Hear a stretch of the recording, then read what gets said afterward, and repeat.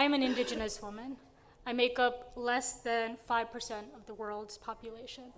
My people in every corner of the world have been failed by leaders who are elected, who aren't future leaders, who are present leaders.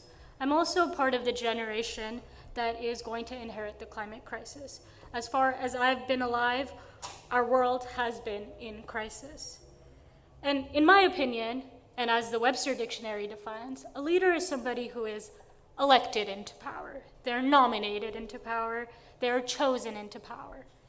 And everyone I see in leadership, especially in the global north, is failing our dying and our very vulnerable earth. I'll give you some examples.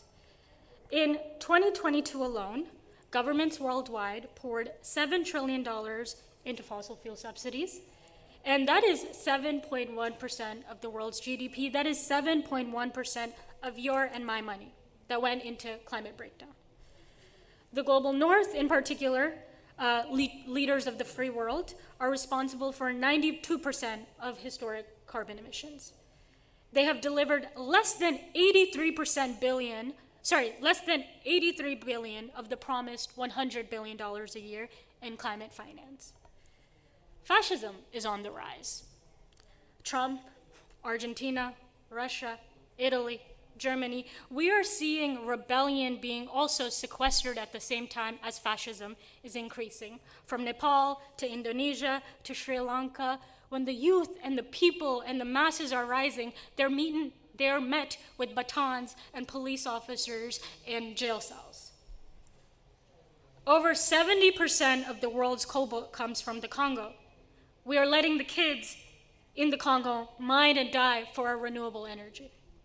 And the last thing, which isn't being spoken about at Climate Week, but this is a place to speak about the uncomfortable, is Palestine.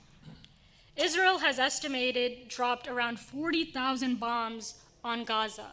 Just from a climate perspective, that is more emissions than around 70% of the world's countries annually. 97% of that water is undrinkable. So I mentioned fascism, genocide, capitalism, and my last point is, if leaders, those we have actually elected into power, who are at the UN General Assembly, if they cannot stop a genocide we are watching on TV, how will they stop the climate crisis?